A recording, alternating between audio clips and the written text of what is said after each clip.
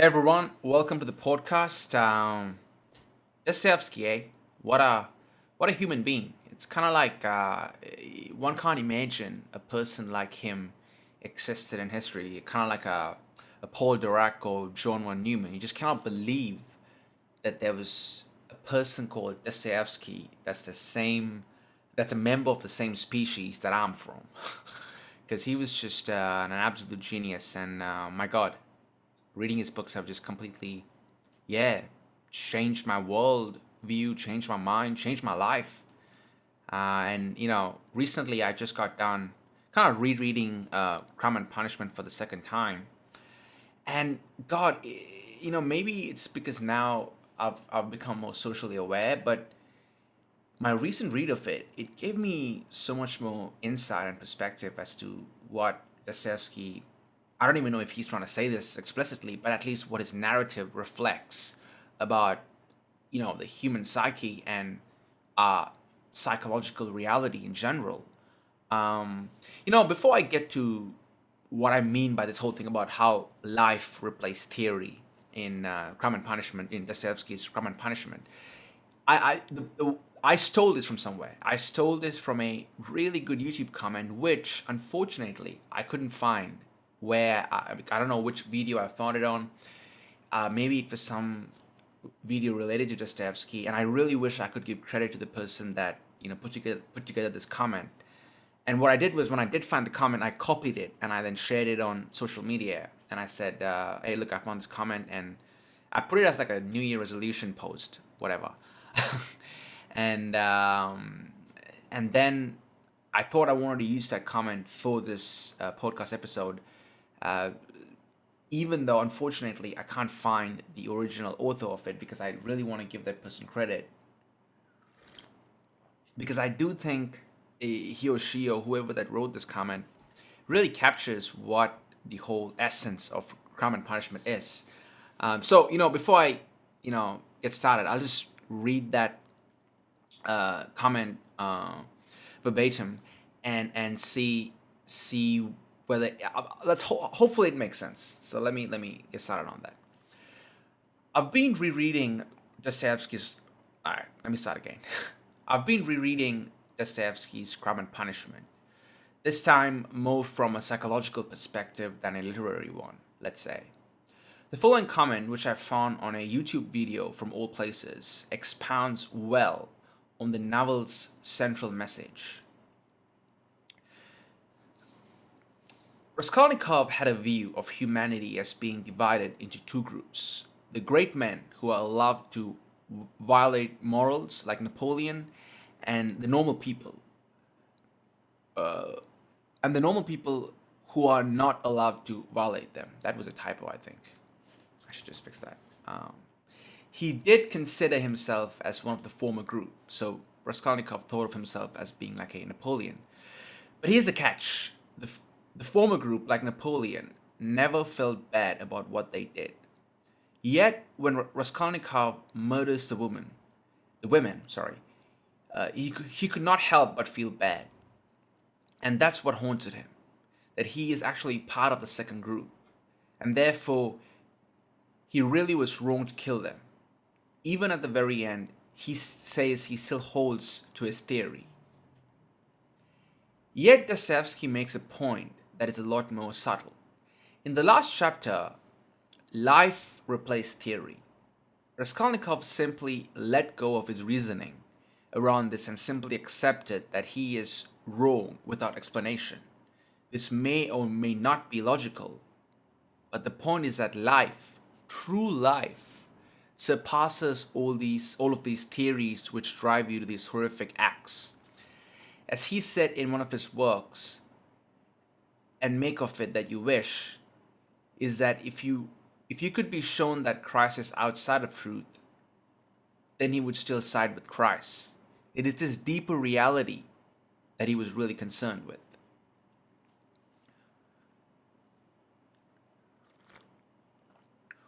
Also, he wasn't motivated in his murder for any selfish reasons, that he somehow deserved the money because he's better. Raskolnikov was very altruistically motivated. use the money to get an education and then help people, use the money at the moment to help people. Ah, sorry, that was definitely another typo. I just copied it right off YouTube. Maybe the person didn't put it together. But the point being, he's saying that Raskolnikov actually wanted to use the money for a good cause, including helping himself, and also, well, more than helping himself, helping his mom and his sister, Dunya. Selfishness is one trait he didn't have. He was constantly motivated to help others, even though he appeared extremely morose. He wanted to help his sister, the prostitute, her father, the average person. So I also kind of put a little part on it. He says, strangely, I realized that this was my most heartfelt lesson from 2021 too. So my only New Year resolution in 2022 was to try and live life as it entirely is, but not as some abstract theory I conjure up in my head. Happy New Year. So this is, I know that comment wasn't that clear. I mean, it's, after all, it was a YouTube comment, so the guy probably put it together just on his phone while he was on the toilet.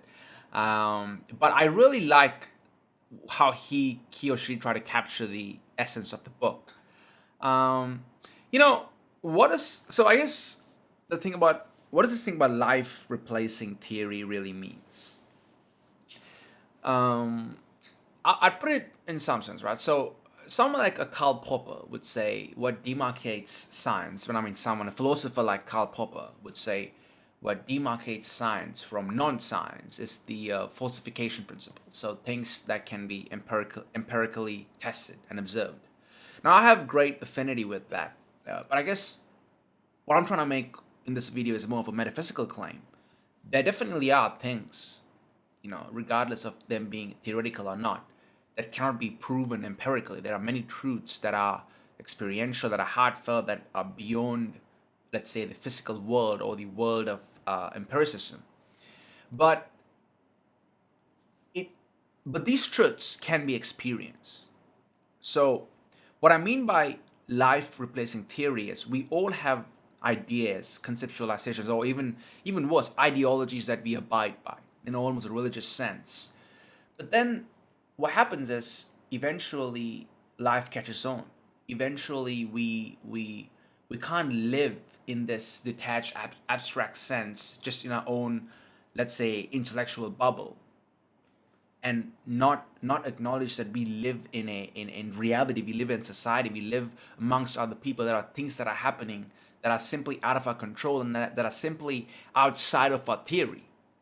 And of course, this, I think a lot of intellectual types, including myself, fall prey to this. We like to conjure up some idea, we like to conjure up some political, these days, mostly some kind of political philosophy, and then we abide by this and we think this is the way society works. And, even worse, and I try not to do this, but, I sometimes tend to get into this habit.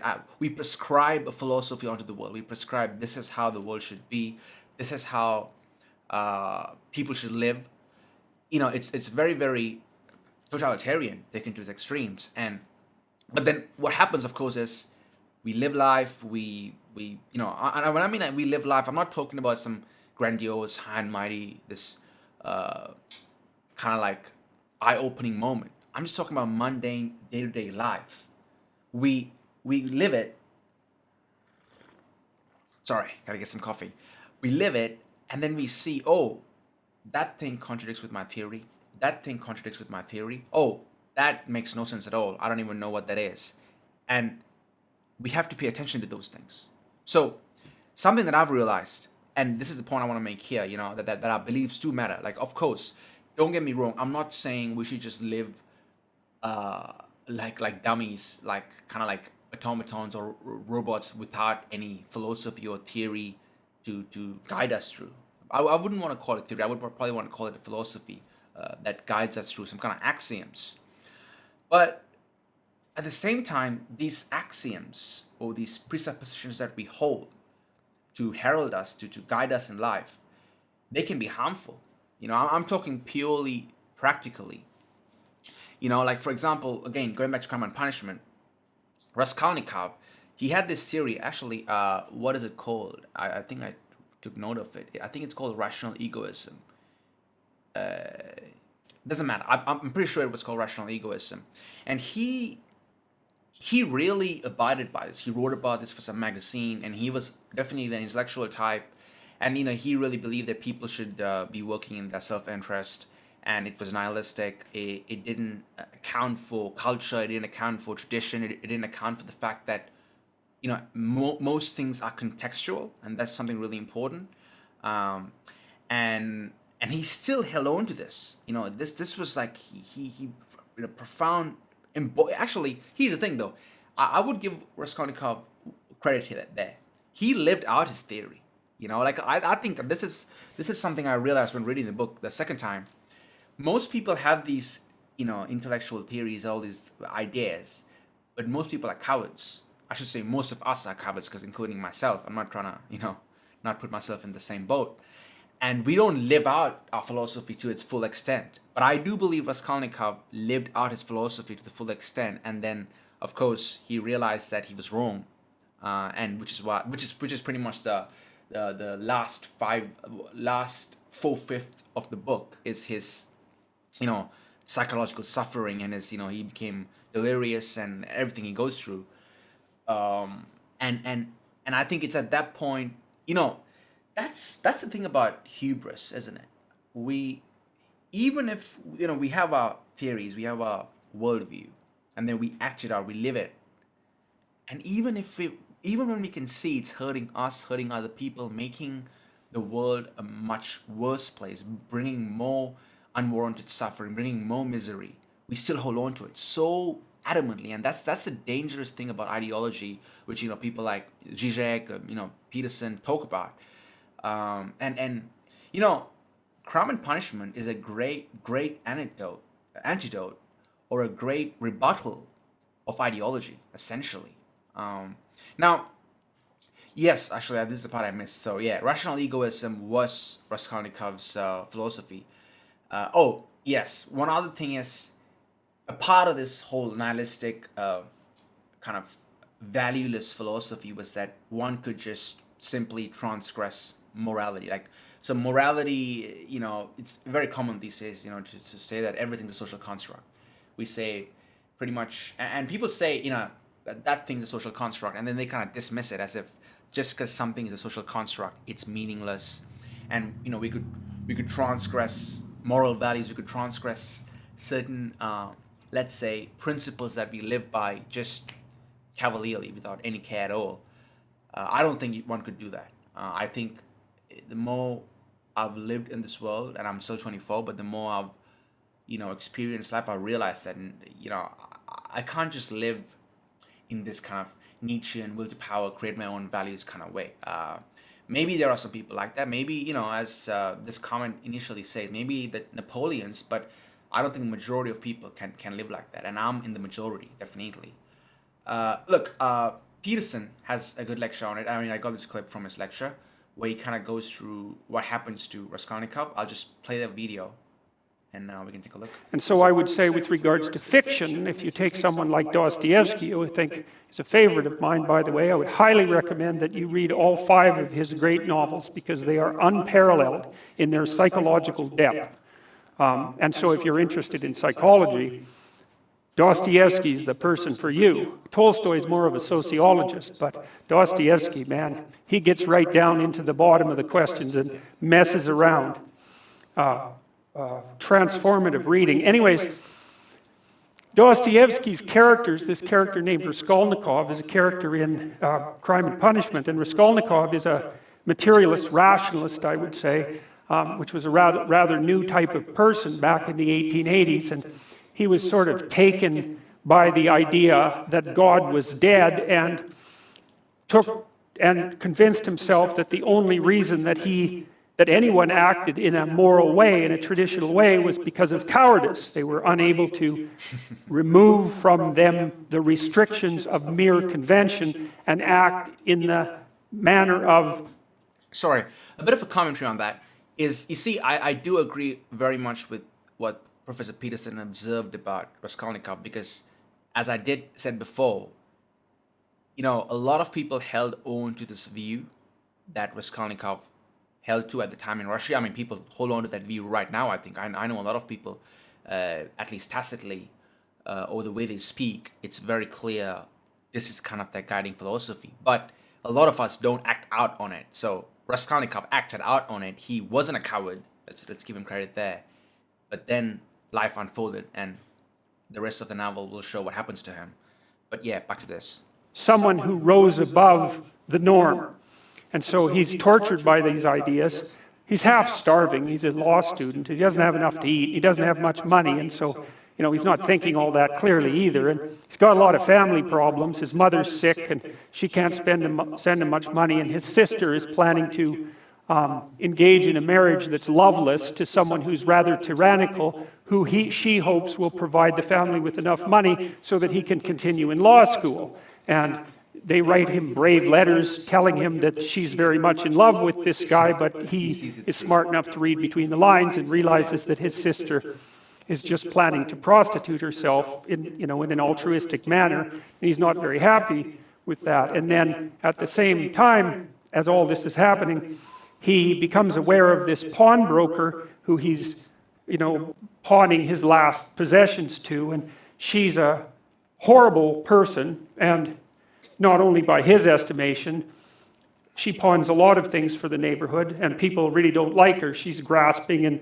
cruel and deceitful and resentful, and she has this niece who's not very bright, intellectually impaired, whom she basically treats as a slave and beats all the time. And so Raskolnikov, involved in this mess and half-starved and a bit delirious and possessed of these strange new nihilistic ideas, decides that the best way out of this situation would be just to kill the landlord. I really like the term Professor Peterson used, possessed, because this is kind of what I meant when I was trying to make the point right here, that, the beliefs that we hold, it may even hurt us, but we still hold on to them. And I think the only explanation to that is some kind of psychological possession, where the beliefs possess you so much that one's even willing to suffer and bring about more suffering to being, just to, prove oneself is right to oneself, or just to, literally, one has no way of thinking outside of that belief. But yeah. The pawnbroker take her wealth, which all she does is keep it in a chest, free the niece, so that seems like a good idea. So remove one apparently horrible and useless person from the world, free his sister from the necessity of this loveless marriage, and allow him to go to law school where he can become educated and do some good for the world. So one of the things that's lovely about Dostoevsky is that he, sometimes when one person is arguing against another, or when they're having an argument in their head, they make their opponent into a straw man, which is basically they take their opponent and caricature their perspective and try to make it as weak as possible and laugh about it, and then they come up with their argument and destroy the straw man and feel that they've obtained victory. But it's a very pathetic way of thinking. It's not thinking at all. What thinking is when you adopt the opposite position from your suppositions, and you make that argument as strong as you can possibly make it. And then you pit your perspective against that strong iron man, not the straw man, and you argue it out, you battle it out. And that's what Dostoevsky does in his novels. The people who stand for the antithesis of what Dostoevsky actually believes are often the strongest, smartest, and sometimes most admirable people in the book. And so he takes great moral courage to do that. And, in Raskolnikov, what he wanted to do. Raskolnikov, there are times in the book he definitely comes off as being a misanthrope, or just this bitter, character isolated from society. But at the same time, he is not like a despicable human being. He isn't this typical, let's say, Marvel DC villain who's just, you can't even relate to the person. He actually has the likable side, the protagonist of the novel. He's a really good anti-hero. It was set up a character who had every reason to commit murder. Every reasonable reason. Philosophically, practically, ethically even. Well, so Raskolnikov goes and he kills the old lady with an axe. And it doesn't go the way he expects it will, because what he finds out is that post-murder Raskolnikov and pre-murder Raskolnikov are not the same people at all.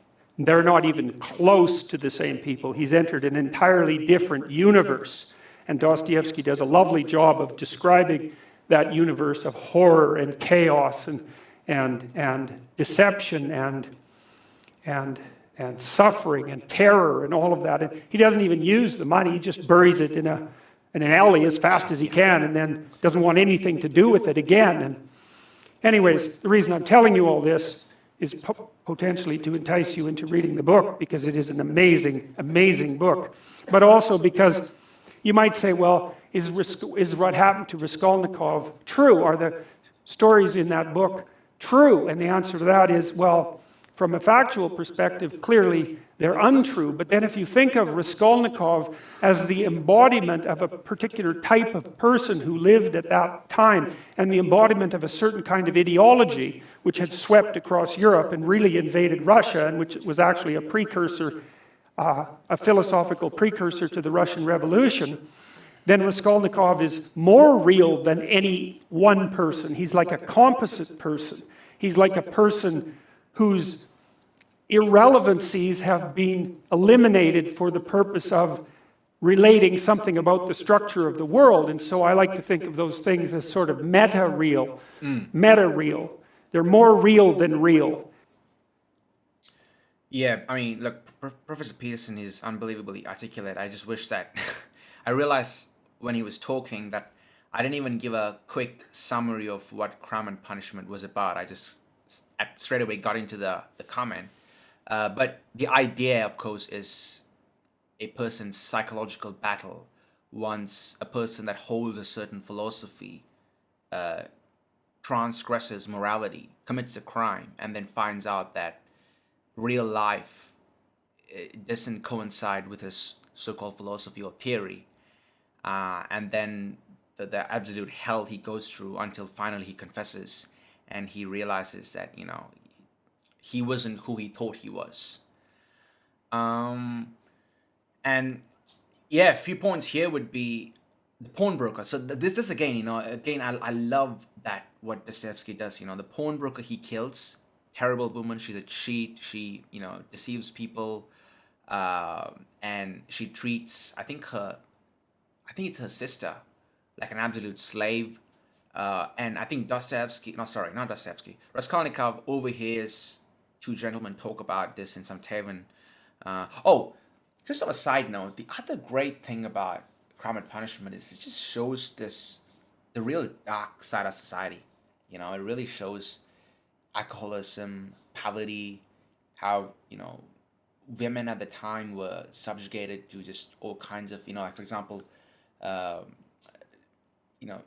Raskolnikov's sister had to almost prostitute herself. Sonia, the woman that Raskolnikov fell in love with, was a prostitute herself. And it just shows, at like that abject poverty, the things people do out of desperation. And it's so raw in that sense, raw and naked in the way he portrays Russia at the time. So anyway, the point I'm trying to make is like, this is interesting because, this is kind of where I really like that whole Wittgensteinian language game, because he could completely justify killing the pawnbroker, let's say philosophically. He could completely, from his axioms, from his, let's say, reasons, and as Professor Peterson said, even ethically, he could completely justify why he had to do this crime. But then once he does it, his justification doesn't matter. He suffers regardless. Since not most people are going to read a 600-page book, I was thinking what other contemporary work of art is as close as possible or resembles the essence of Crime and Punishment. And of course, it's Breaking Bad. I mean, Breaking Bad is a fantastic example of the same idea. However, I would even say Vince Gilligan goes beyond Dostoevsky, because what happens is Walter White, look, if you haven't watched Breaking Bad, please go watch it. I'm not going to explain what the whole show is about. Uh, but I probably will have some spoilers, by the way. So spoiler alert, as people say. In Crime and Punishment, Raskolnikov commits a crime, and the rest of the book is his punishment. It's one crime. But in Breaking Bad, Walter White pretty much goes from a timid, kind, kind of suburban dad who's like a chemistry teacher to a almost criminal mastermind / sociopath. He ends up murdering people. He ends up being partially responsible for the death of his own brother-in-law. And again, Walter White is an intellectual type. He has a massive ego. Hubris is a big part of the show. He's also an extreme genius, almost like Nobel Prize winning chemistry genius. And yeah, of course, there are parts of the show where he's got a lot of like repressed anger, and there's like I think there's a really interesting part of repressed masculinity, kind of how masculinity, if not dealt with properly, can go wrong.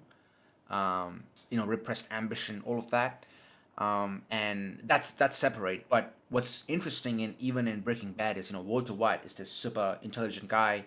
He always figures a way out to get out of things.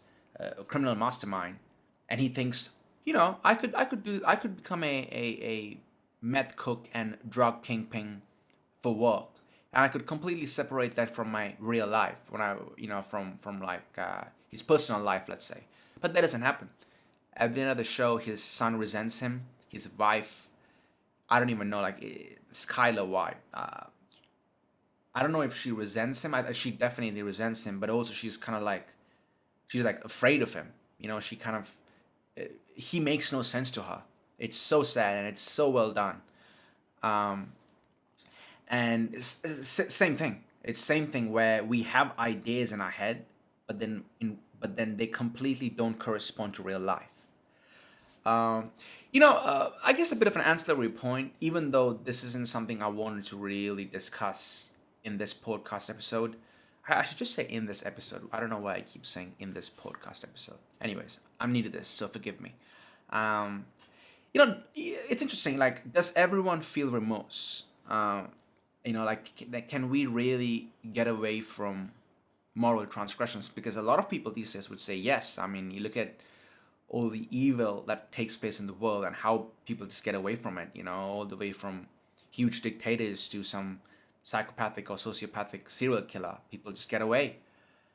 I don't know if I don't know how to answer this, but I would say this: what kind of world do you want to live in, right? So, because what's interesting is if a person, like let's say the Columbine shooters or some incel, let's say, wants to live in a world where there's more suffering, where there's more evil, and just really a malevolent, a person who's malevolent to the core, then I believe that person can live in that world, like make world hell, make this world a living hell. But at the same time, I'm going to keep that kind of person away because I can't understand that kind of person. I probably can if I really try to go there, but I probably am afraid to go there, if I'm being honest.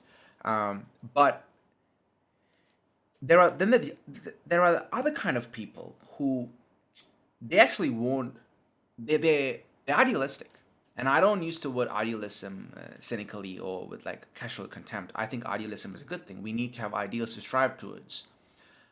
But people who are idealistic, they think that they can, to achieve the end goal, the means don't matter. So the end will justify itself. The means don't matter. So we can manipulate, lie, cheat, deceive, morally transgress, and achieve the end. And I think it's those kind of people that, stories like Crime and Punishment and even Breaking Bad talk about, because the means do matter. The means should justify itself. We can't just manipulate reality and deceive reality. Oh, sorry, you can never obviously deceive reality, but we can't deceive others and ourselves and achieve some high and mighty ideal end. It never happens. Even if we think it happens, like let's say a person wants power and a person lies, cheats, deceives, and gets this so-called power, And this person probably wants this power for a good cause. This person probably thinks, when I have the power, I'll end world hunger, cure poverty, and do all these great humanistic things. But when the person does get the power, the person is probably gonna be in living hell, because the person can't trust anybody, because the person was deceptive. The person is probably gonna be psychologically in complete psychological despair and anguish, similar to Raskolnikov, because the person knows deep in their heart how they got there. So yeah, I don't think people really get away with things, even if ostensibly on the outside it looks like they've got away with it. I don't think deep down in their soul they really do escape that existential burden. So saying all this, I guess I would love to talk a bit about what does this mean. Like, what does it mean that life replaces theory? For starters, I would say I realized that I don't know how to put this, but you know, I do think love is a metaphysical force.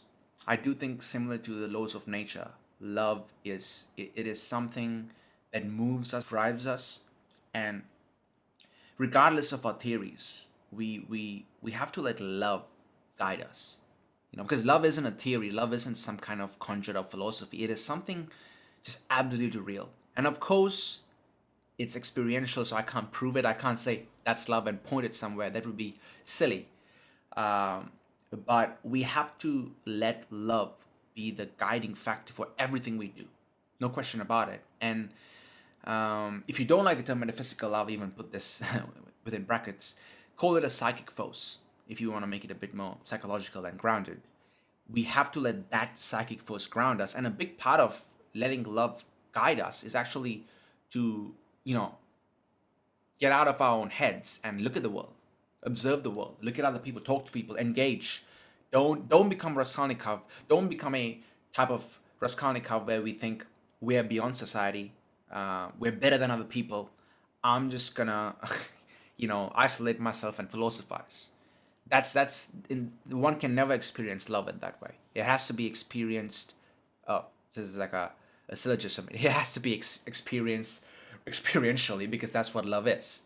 And again, getting back to crime and punishment, eventually, right at the end, at the epilogue, Raskolnikov finally he confesses his crime, and then he confesses that he loves Sonia. He has no control in the matter, really, and that's kind of what I mean by psychic force. Like, what's interesting is we say that we fall in love. No one says that we choose to love. I mean, colloquially speaking, we say we fell in love. So I think that is because love is a metaphysical force. It drives us to do things. I'm not just talking about romantic love, obviously. I'm talking about all forms of love. Filial, is that the proper word for like the parental love? But yeah, filial or whatever. Let me actually Google that, because I don't want to spread fake news about love here. Filial, I think. Yeah, filial love, eros, all of that. And the other thing I would say is, it's also a real, what this also means is that, again, I never said that just because life replaces theory that we shouldn't have any guiding philosophy or any kind of axioms to live off. That would drive us insane. We need some moral values, even if you think they're subjective. Doesn't matter. Practically speaking, we need something to guide us.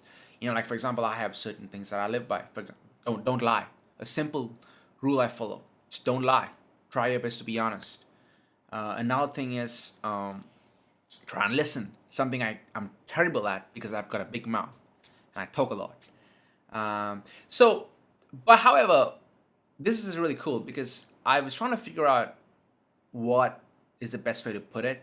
This idea of that our theories are always incomplete in perpetuity. Like, ad infinitum, our philosophies are never all encompassing, which is very, very antithetical to the Enlightenment whole Kantian Hegelian idea that we have this all-encompassing, the system builders, right? I mean, this is kind of what Kierkegaard ridicules and kind of makes fun of in his writing, that all these system builders have this comprehensive, exhaustive theories, and they think that's it. But I really do like so this new philosophical movement that's coming up is called metamodernism. I really like it. I don't know much about it yet, but I'm hoping to look.